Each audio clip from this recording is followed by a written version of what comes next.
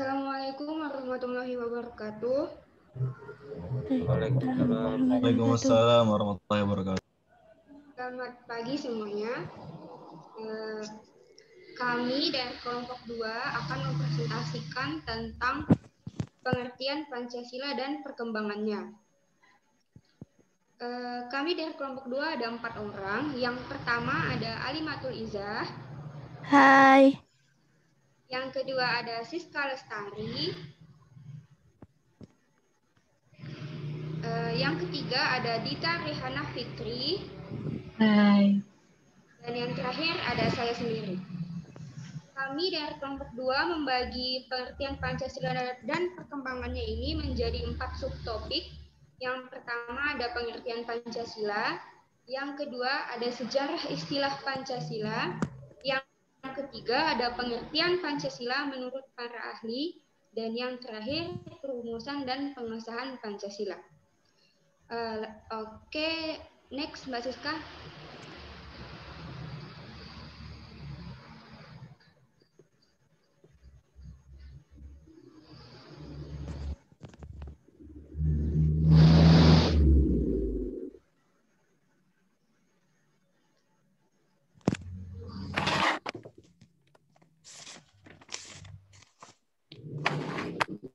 Apakah gambarnya belum yang PowerPoint Mbak Siska? Yang PowerPoint. Saya Mbak, bentar ya. Ini bentar.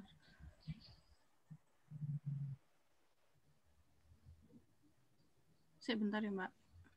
Iya.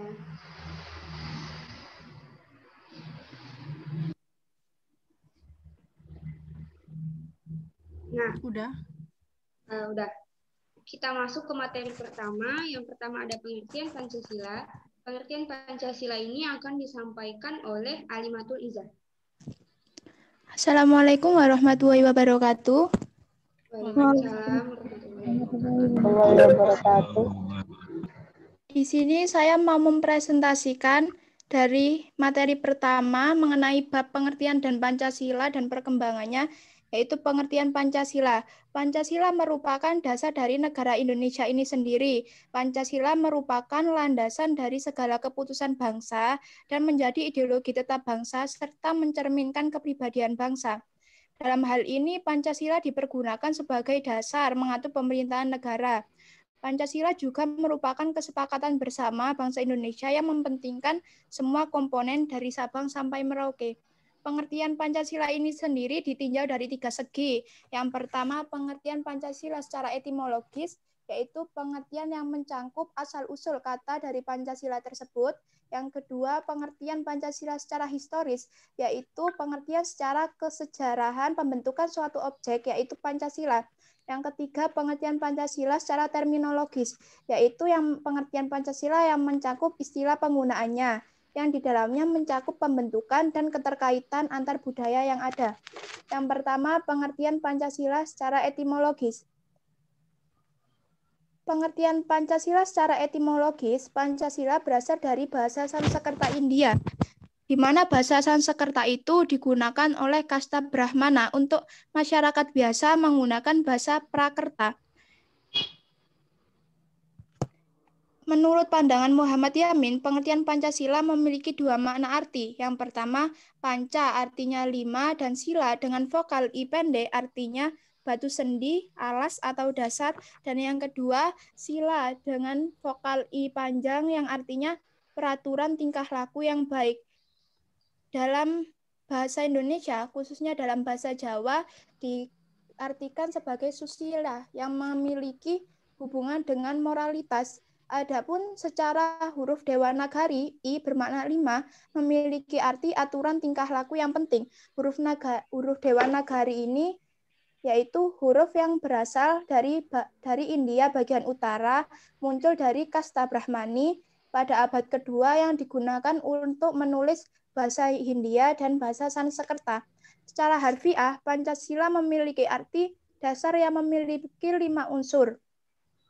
Yang kedua, pengertian Pancasila secara historis, yaitu Proses perumusan Pancasila diawali ketika dalam sidang BPUPKI mengajukan suatu masalah yang dibahas dalam sidang tersebut, yaitu mengenai suatu calon rumusan dasar negara Indonesia yang akan dibentuk. Pada tanggal 1 Juni 1945, dalam sidang tersebut, Insinyur Soekarno berpidato secara lisan mengenai calon rumusan dasar negara Indonesia, yaitu Pancasila. Pasca kemerdekaan tanggal 17 Agustus 1945, pada tanggal 18 Agustus disahkan Undang-Undang 1945 di mana di dalamnya termuat 5 prinsip sebagai dasar negara yang diberi nama Pancasila. Yang ketiga, pengertian Pancasila secara terminologis. PPKI dalam sidangnya berhasil mengesahkan Undang-Undang 1945. Adapun isi dalam Undang-Undang 1945 juga terdapat pembahasan mengenai dasar negara Republik Indonesia, rumusan Pancasila, dan pembukaan Undang-Undang Dasar 1945. Inilah yang secara konstitusional sah dan benar-benar sebagai dasar negara Republik Indonesia yang disahkan PPKI yang mewakili seluruh bangsa. Sekian penjelasan dari saya. Terima kasih. Wassalamualaikum warahmatullahi wabarakatuh.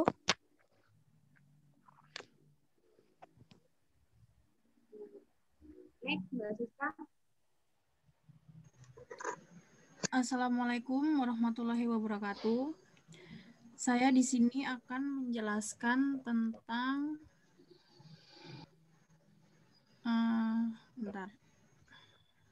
sejarah istilah Pancasila. Nah, yang saya ketahui tentang sejarah itu adalah peristiwa yang terjadi pada masa lalu. Sebenarnya materi saya sama seperti kelompok 1. Langsung saja ya. Istilah Pancasila sudah ada sejak zaman Kerajaan Majapahit sekitar abad ke-14.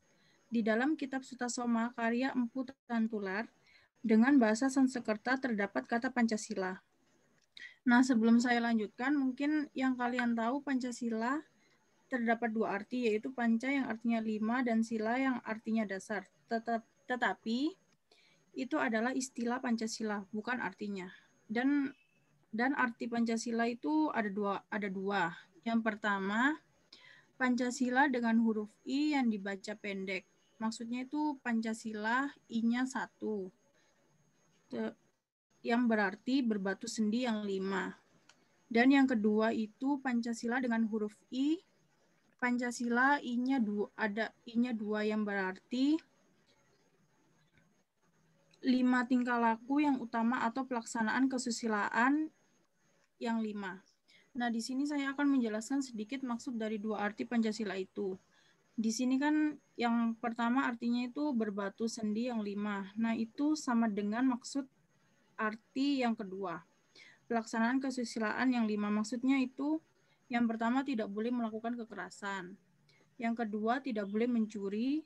Yang ketiga tidak boleh berjiwa dengki. Yang keempat tidak boleh berlaku berbohong. Dan yang kelima tidak boleh meminum minuman yang keras. Minuman yang keras yang memabukkan. Oke, langsung lanjut ya.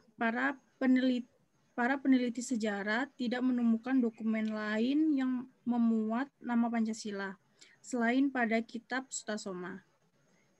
Istilah Pancasila dikenalkan kepada masyarakat melalui pidato-pidato besar Soekarno.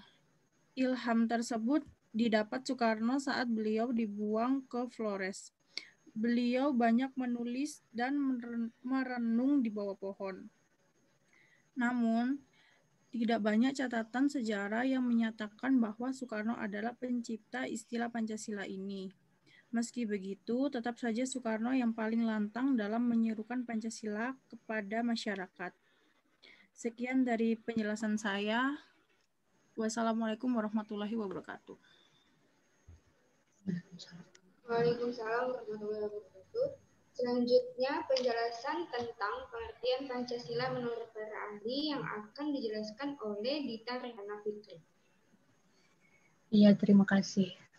Selanjutnya saya akan membacakan pengertian Pancasila menurut para ahli. Yang pertama, di sini ada I.R. Soekarno. Menurutnya, Pancasila adalah isi di dalam Jiwa bangsa Indonesia yang turun-temurun lamanya terpendam bisu oleh kebudayaan Barat. Dengan demikian, Pancasila tidak saja falsafah negara, tetapi falsafah bangsa Indonesia. Yang kedua ada Muhammad Yamin. Menurutnya, Pancasila berasal dari kata panca yang berarti 5 dan sila yang sendi atas dasar atau peraturan tingkah laku yang penting serta baik. Yang ketiga, Notonegoro. Menurutnya, Pancasila adalah dasar falsafah serta ideologi negara yang dapat diharapkan menjadi pandangan hidup bangsa Indonesia sebagai dasar kesatuan.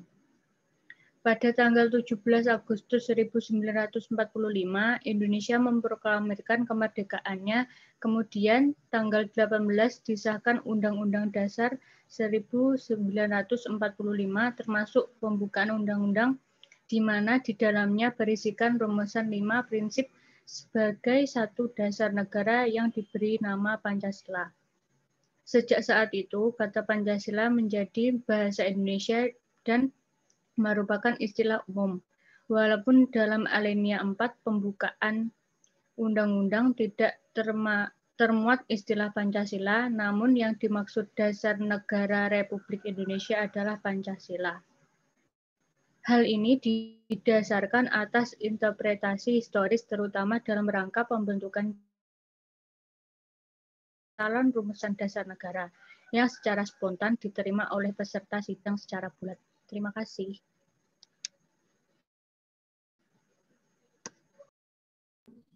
Oke, selanjutnya kami akan menjelaskan tentang subtopik yang terakhir, yaitu mengenai perumusan dan pengesahan Pancasila yang akan dijelaskan oleh Siska Lestari dan saya sendiri.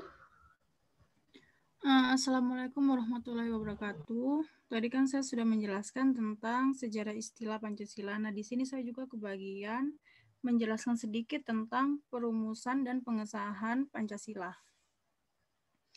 Perumusan Pancasila ini berasal dari pemberian janji kepada kemerdekaan kepada bangsa Indonesia oleh Perdana Menteri Jepang yang bernama Kuniaki Kaiso.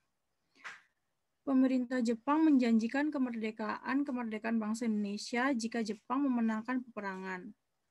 Janji itu diulangi lagi dengan tanpa syarat dan dijanjikan untuk membentuk BPUPKI.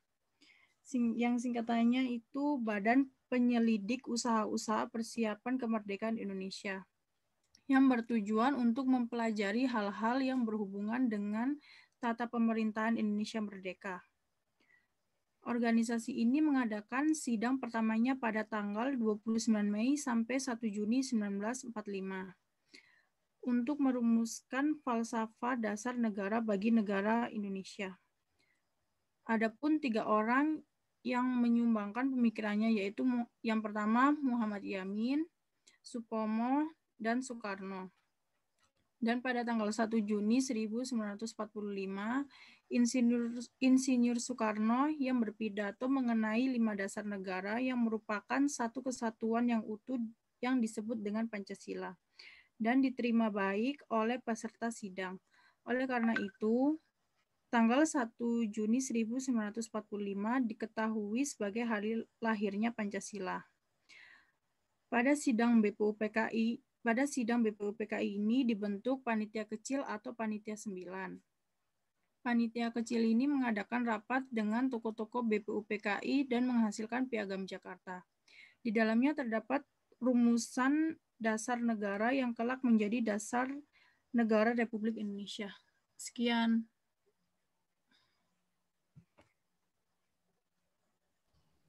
Sekian penjelasan dari Mbak Siska. Selanjutnya, ada beberapa tokoh Islam yang berperan dalam perumusan dasar negara Pancasila. Salah satu tokoh Islam yang berperan itu adalah Kiai Haji Wahid Hasyim.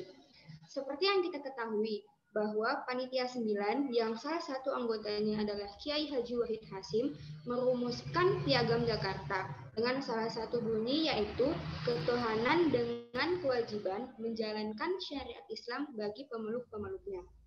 Sebelum bunyi itu disahkan, Muhammad Hatta menyampaikan aspirasi dari masyarakat Indonesia Timur untuk menolak bunyi tersebut. Akhirnya dilakukanlah lagi diskusi untuk membahas bunyi tersebut dan ditetapkanlah bunyi poin pertama Piagam Jakarta menjadi ketuhanan yang Maha Esa. Tokoh ulama yang berperan menegaskan konsep ketuhanan yang akomodatif itu adalah Kiai Haji Wahid Hasyim. Menurut beliau pada saat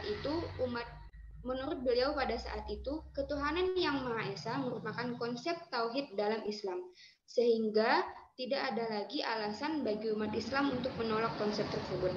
Artinya, dengan konsep tersebut, umat Islam mempunyai hak untuk menjalankan keyakinan agamanya tanpa mendiskriminasi keyakinan agama lain.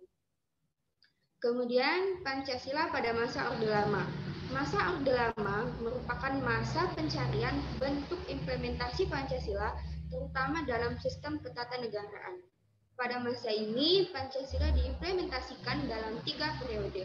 Yang pertama, periode 1945 sampai 1950. Yang kedua, periode 1950 sampai 1959. Yang ketiga, periode 1959 sampai 1966. Yang kedua, Pancasila pada masa Orde Baru. Orde Baru merupakan sebutan bagi masa pemerintahan Soeharto.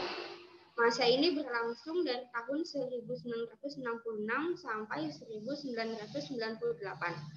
Pada masa ini, Soeharto melakukan rekonstruksi dan pemahaman yang menyeluruh terhadap Pancasila melalui P4. Apa itu P4? P4 adalah pedoman penghayatan dan pengamalan Pancasila, guna menanamkan doktrin nilai-nilai Pancasila kepada masyarakat, khususnya kepada pejabat negara. Penerapan awal P4 memang baik-baik saja, tetapi seiring berjalannya waktu, banyak kebijakan-kebijakan yang diambil melenceng dari nilai-nilai Pancasila.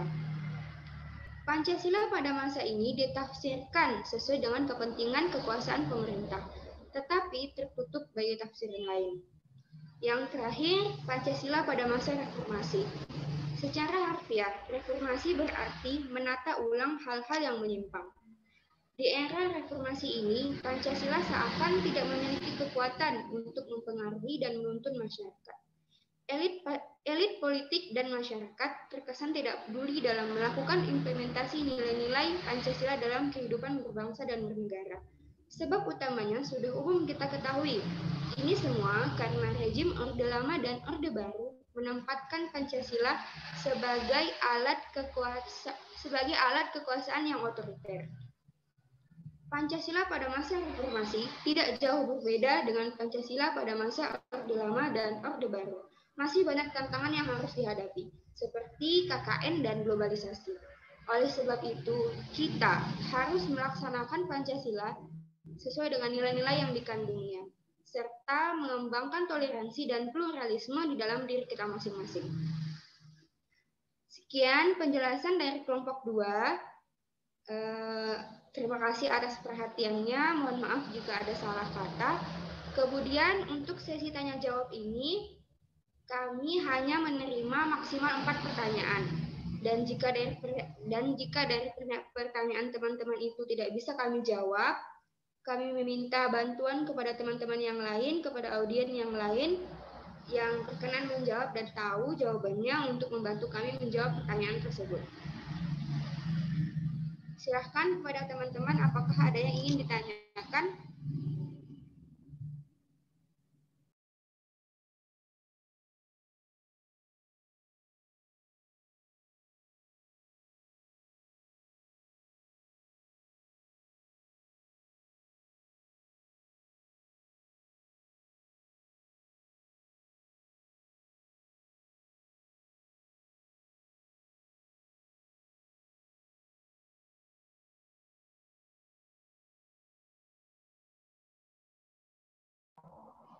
Bagaimana teman-teman yang lain?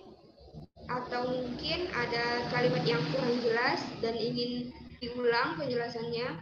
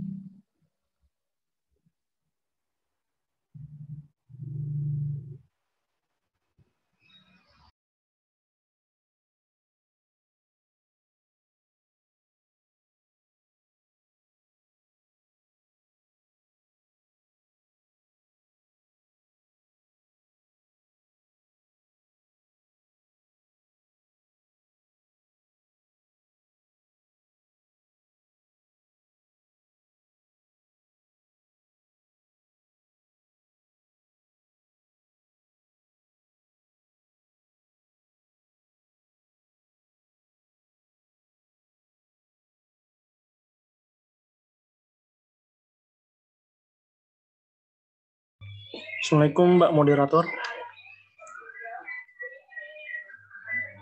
Assalamualaikum. Waalaikumsalam. Saya ingin bertanya, saya Martin dari kelompok 6. Oke. Ingin bertanya tentang Pancasila. Coba yang di atas, yang nomor 1 ada kan, Pak Moderator? Anunya, apa namanya? PowerPoint-nya? Yang pertama. Slide pertama. Nah, kan di situ menjelaskan bahwa Pancasila berasal dari bahasa Sanskerta, yaitu panca berarti 5 dan sila berarti dasar. Terus pertanyaan saya, mengapa ideologi negara tersebut harus menggunakan bahasa Sanskerta?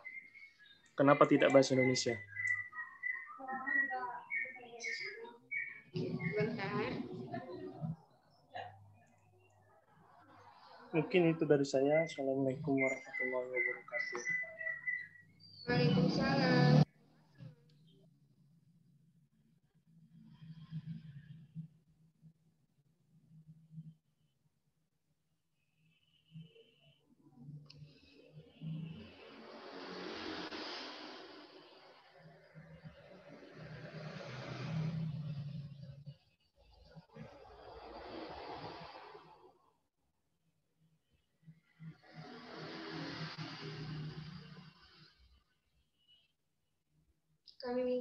Kami minta waktunya sebentar ya.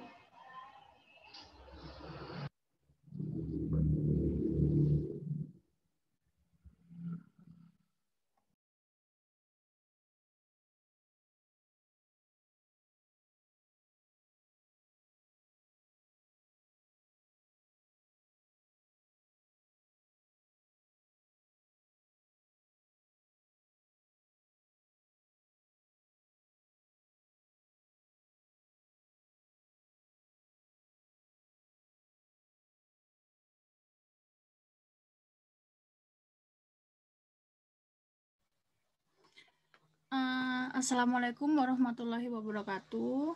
Saya Siska Lestari akan menjawab pertanyaan dari siapa tadi yang tanya? Martin. Iya.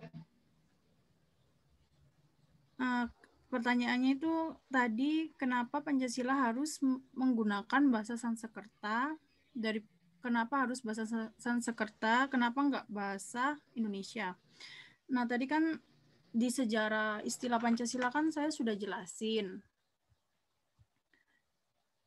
Di sejarah istilah Pancasila itu tadi itu saya bilang para peneliti sejarah tidak menemukan dokumen lain yang memuat nama Pancasila selain pada kitab Sutasoma. Jadi kayaknya itu memang harus pakai bahasa Sanskerta gitu. Atau mungkin dari yang lain mau menambahkan, kalau menurut saya sih gitu.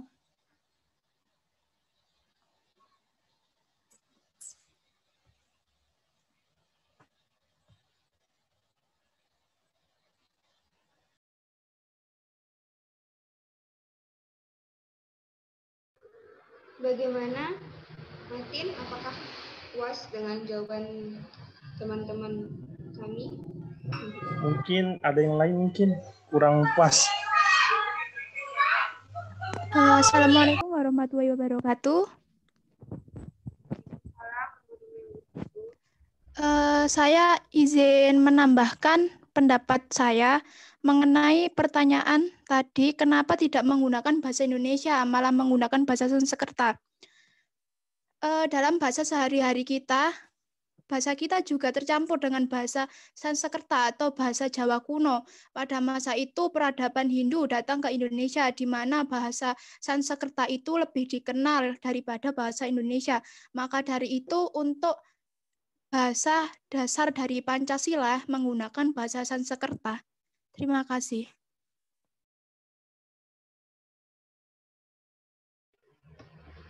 Bagaimana, Mas Martin?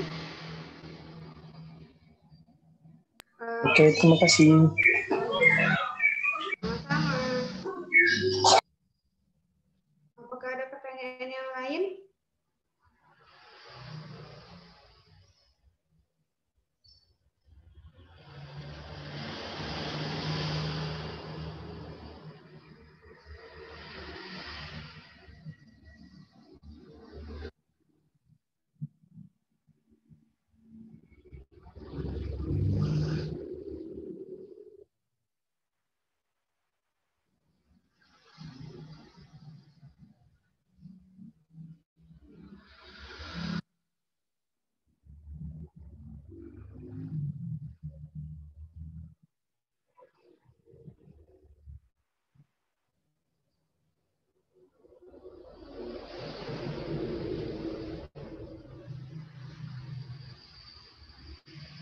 bagaimana teman-teman yang lain? Tidak ada yang ingin ditanyakan? Atau mungkin kurang jelas?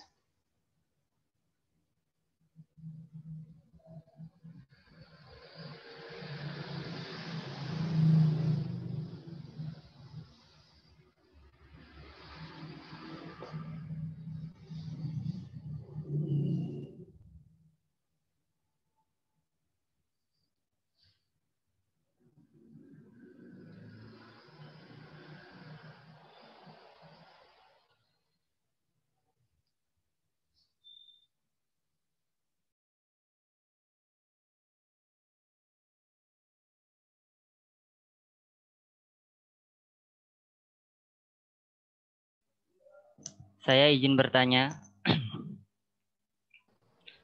Assalamualaikum warahmatullahi wabarakatuh. Perkenalkan, nama saya Kartani.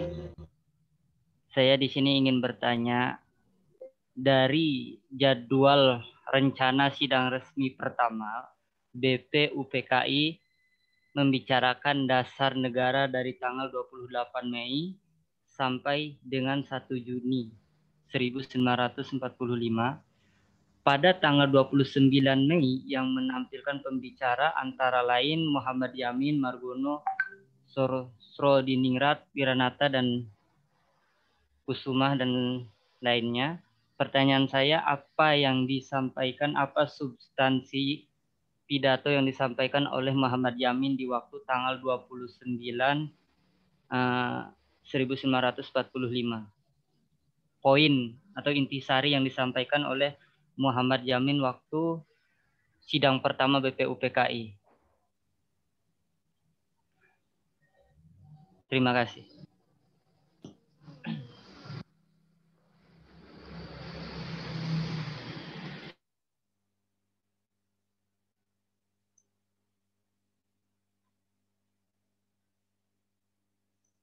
Bisa dipahami tidak pertanyaannya? Bisa. Oke.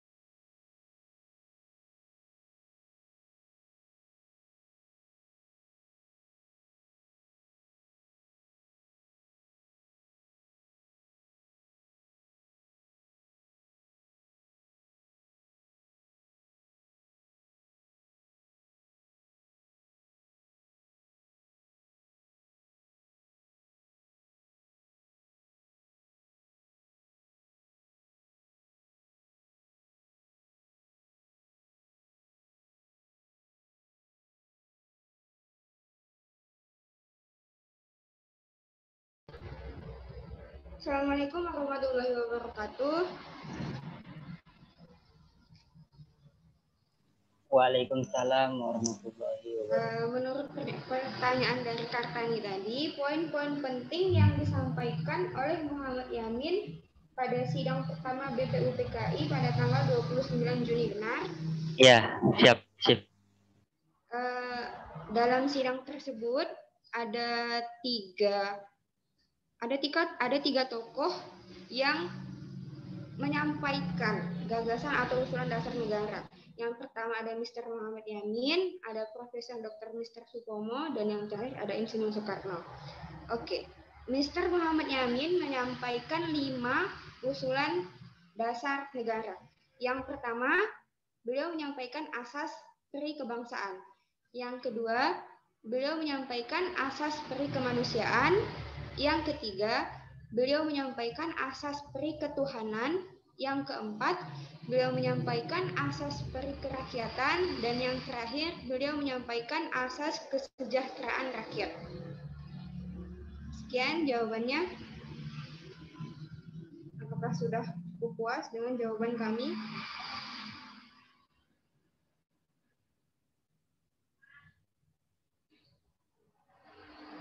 Ya, terima kasih. Sama-sama.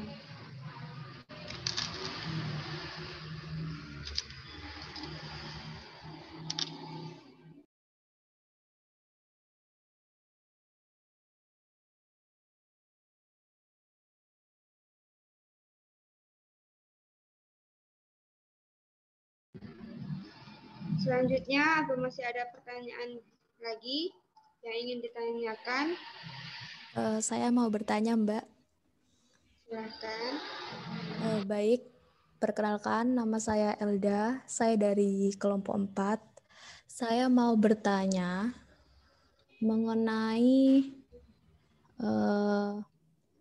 perumusan dan pengesahan Pancasila. Ya. Ada pengertiannya, perumusan Pancasila ini berawal dari pemberian janji kemerdekaan kepada bangsa Indonesia oleh Perdana Menteri Jepang. Pertanyaan saya, salah satu janji kemerdekaan itu berisi apa saja? Terima kasih. Sama-sama. Sebentar ya, Mbak.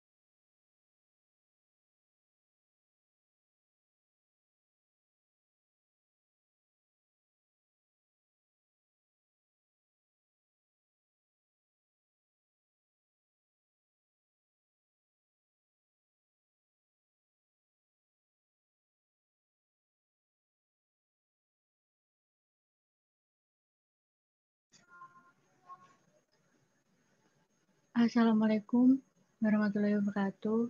Saya akan menjawab pertanyaan dari Mbak Elda.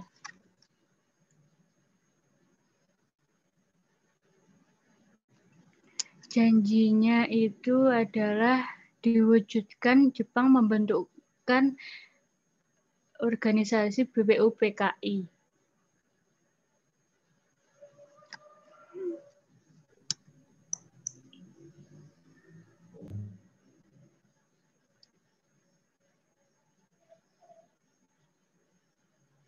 Dan janji itu dikeluarkan oleh Jepang karena Jepang tahu rakyat Indonesia dan tokoh pergerakan sangat mendambakan kemerdekaannya.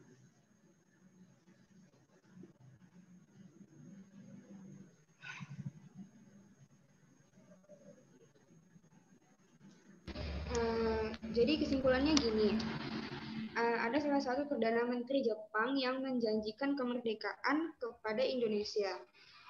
janji itu terwujud dalam dibentuknya organisasi BPUPKI. Organisasi BPUPKI ini kan bertujuan untuk merumuskan dasar negara. Jadi salah satu bentuk janji itu terwujud ya dibentuknya BPUPKI oleh Jepang. Sekian Mbak Elda. Apakah masih kurang puas? Coba ulangin pertanyaannya Mbak Elda itu, Mbak Husnul. Pertanyaannya Mbak Elda, Jepang itu kan menjanjikan kemerdekaan kepada Indonesia. Nah, salah satu janjinya itu apa aja? Bukan begitu Mbak Elda? Iya, betul, Mbak.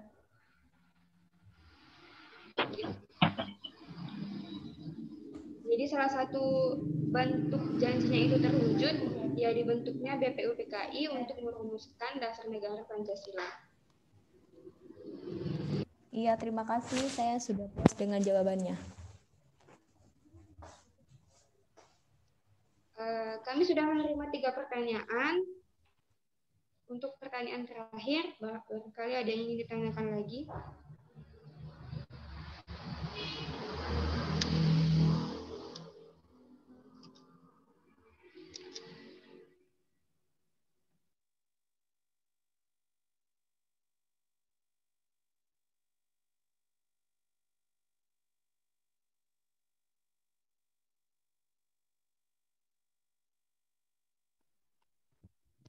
Saya ingin bertanya. Perkenalkan, nama saya Andina dari kelompok 10. Ingin bertanya, Pancasila dalam masa Orde Lama.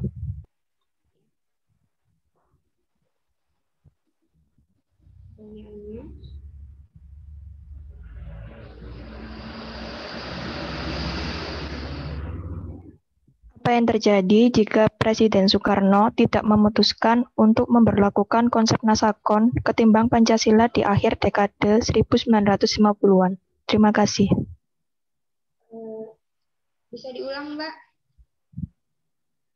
Apa yang terjadi jika Presiden Soekarno tidak memutuskan untuk memberlakukan konsep Nasakom daripada Pancasila di akhir dekade 1950-an?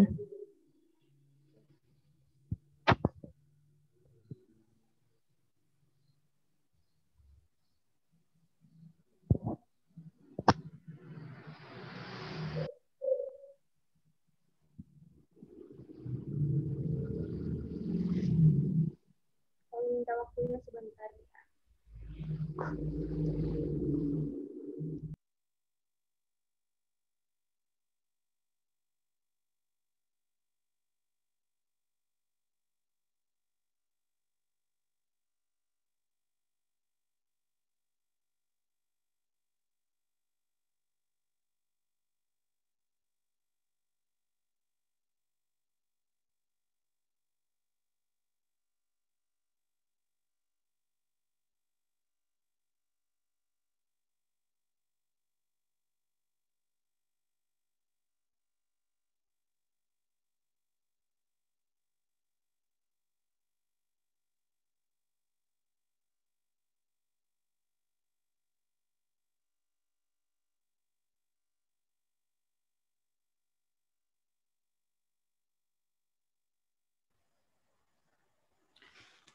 Assalamualaikum warahmatullahi wabarakatuh.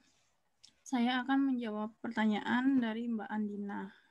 Karena ketika itu Indonesia sedang dalam keadaan memuncak dengan Belanda, sehingga para komunis Indonesia membujuk agar dibuat karena mereka dapat meminta bantuan senjata dengan komunis Rusia.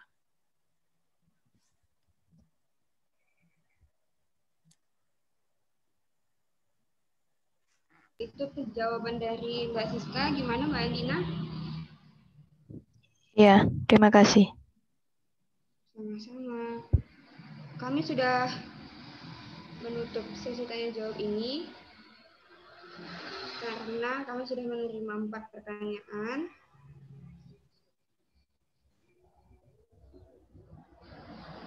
Izin Mbak.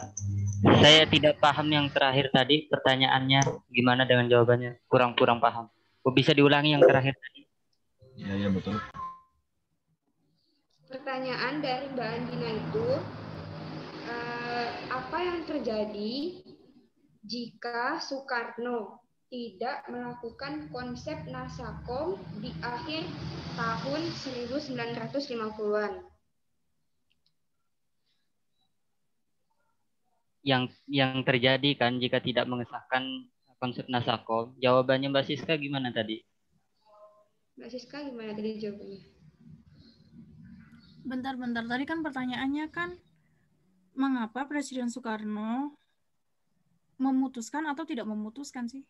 Tidak memutuskan. Tidak memutuskan memberlakukan konsep Tadi Nasakom. jawaban Mbak Siska itu memutuskan. Kalau jawabannya memutuskan itu sesuai dengan dengan jawabannya. Tapi pertanyaannya itu tidak memutuskan tadi. Oke, jadi saya salah dengar. Maaf. Oh ya. Berarti jawabannya belum ketemu. Sebentar. Berarti tidak memutuskan ya? Iya. Bentar ya. Kalau bisa yang bertanya itu konsisten dong. Masa jawabannya kayak gitu iya aja.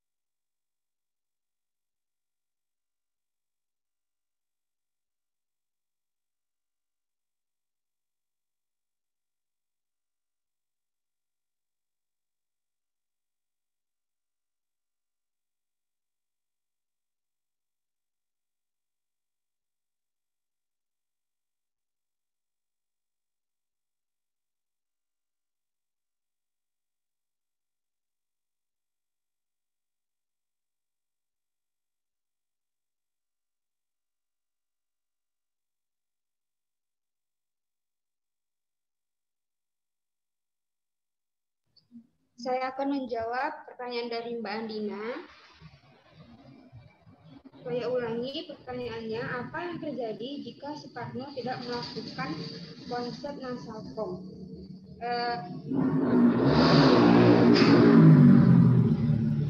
Maaf ya, di sini ribut. Konsep Nasakom itu sendiri dibuat untuk menyatukan golongan nasionalis, agama, dan komunisme.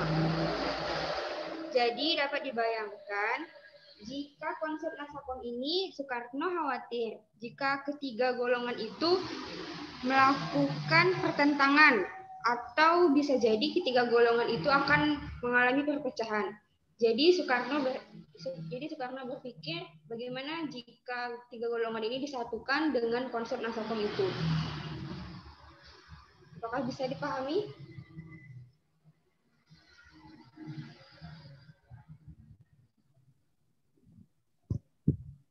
Ya, bisa.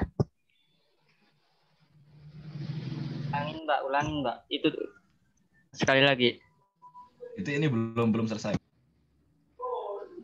Ya kalau nggak paham mau gimana? Ulangi. Ya udah, iya, bentar.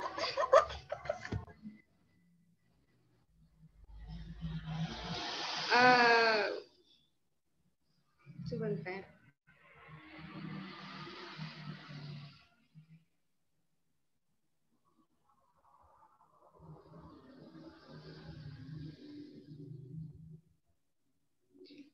Apa yang terjadi jika Soekarno tidak melakukan konsep Nasakom?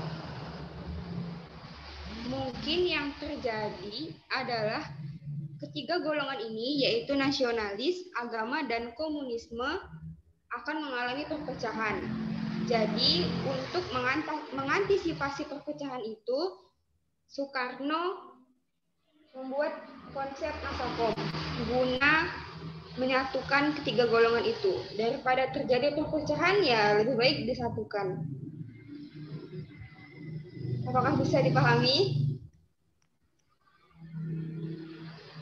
Atau mungkin ada yang mau menambahkan? Itu konsepnya yang dijelaskan oleh Mbak Husnul, yang 3 nasional itu dapat dari mana, Mbak? Maksudnya dapat dari Iya, biar saya cari bukunya gitu buat baca. Saya belum baca gitu. Gunakan handphonemu. Ya linknya apa? Nanti saya salah buka link nanti saya kirim di grup ya.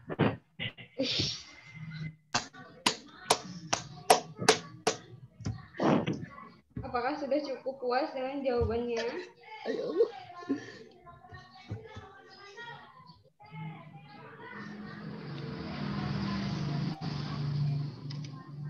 Bagaimana yang lain?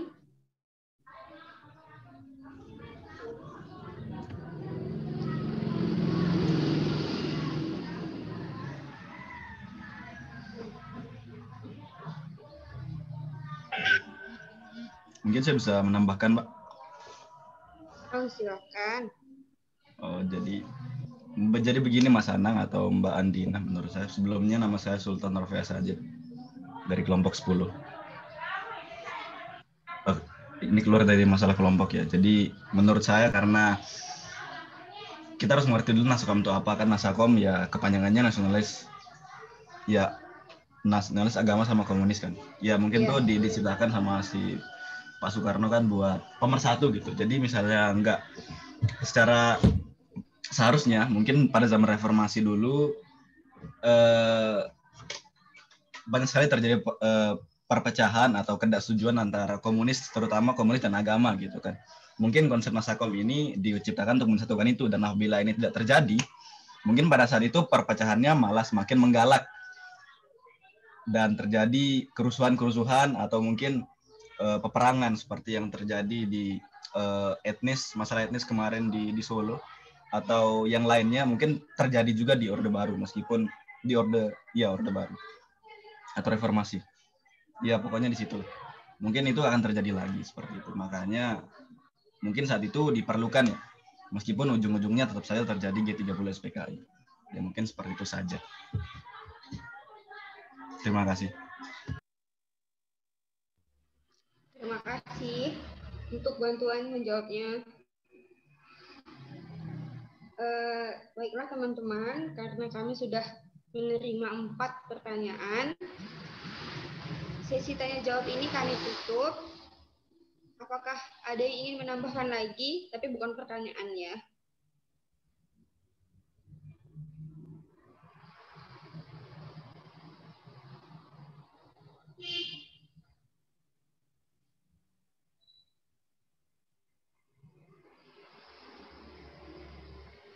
Bagaimana? Saya rasa cukup jelas. Alhamdulillah saya sih udah cukup jelas. Terima kasih untuk jelas, kelompok 2. Baiklah, terima kasih kepada teman-teman dan audien yang lain sudah mendengarkan penjelasan dari kami, dan terima kasih juga kepada yang bertanya.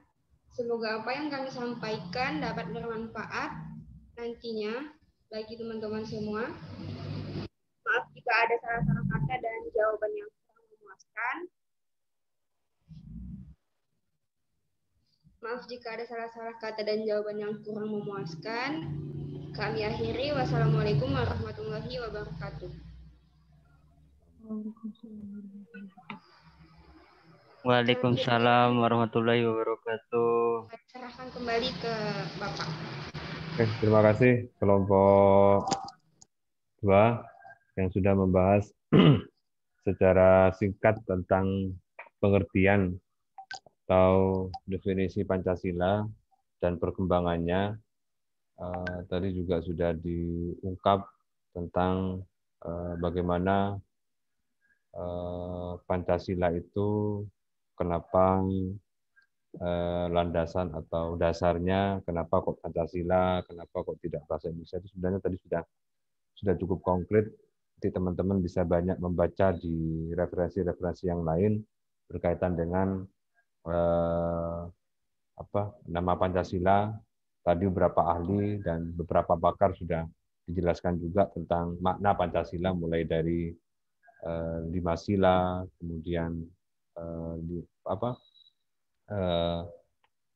hal-hal yang berkaitan dengan kenapa kok tidak bahasa Indonesia, kenapa bahasa Sanskerta, dan lain sebagainya. Karena ini penggunaan bahasa yang memang sangat memungkinkan untuk dipahami oleh banyak orang.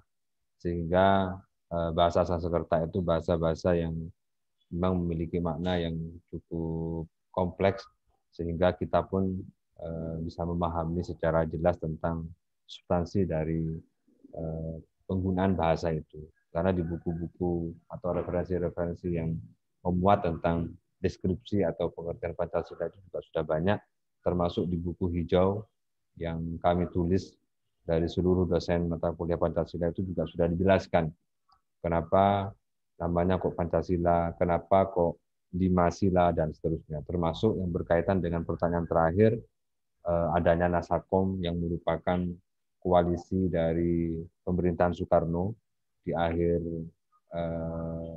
pemerintahannya dengan memasukkan aspek nasionalis, kemudian religius dan komunis. Ini juga menjadi titik sejarah yang perlu teman-teman pahami secara bersama-sama, sehingga tidak salah tafsir dan tidak kemudian menjadikan ini sebuah penafsiran yang tidak tepat, sehingga menimbulkan banyak perspektif yang kurang baik. Yang mungkin nanti juga bisa diperbanyak atau diperkaya dengan literatur yang mendukung berkaitan dengan kenapa Soekarno misalnya melakukan koalisi Nasakom, apa dasarnya dan apa manfaatnya, kemudian apa kira-kira yang menjadikan itu bisa dilakukan dan berdampak, dan kemudian kira-kira apa yang terjadi ketika misalnya hal itu tidak dilakukan dan lain sebagainya. Di buku hijau itu juga sudah sangat gamblang kami jelaskan, sehingga memiliki titik temu bahwa kebijakan dari pemerintah Orde Lama ketika itu melakukan berbagai mediasi dan untuk kepentingan masyarakat Indonesia, untuk kepentingan dan menjaga harmonisasi para pejuang kita dalam rangka untuk membangun atau merawat kemerdekaan itu, sehingga diharapkan menjadikan kekuatan yang dapat menciptakan sebuah nilai-nilai kebaikan dan kemanfaatan bagi seluruh masyarakat Indonesia. Nanti di buku hijau silakan bisa dibaca ya. Paling tidak teman-teman juga memiliki referensi dan literatur-literatur lain dari buku, dari artikel, dari jurnal, sehingga memperkaya pemahaman kita tentang nilai-nilai Pancasila itu tidak hanya dalam konteks tekstualnya, tetapi bagaimana pengamalan nilai-nilainya di dalam, termasuk nilai-nilai sejarah di dalamnya, sehingga memperkuat dan memperkokoh pemahaman kita dalam konteks pengamalan di dalam kehidupan kita sehari-hari. Kira-kira itu tambahan dari saya. Kurang lebihnya mohon maaf. Semoga kita tetap terus belajar dan berikhtiar untuk memperkaya diri dengan bahan-bahan bacaan yang berkualitas, semoga bermanfaat dan menjadikan kebaikan bagi kita semua.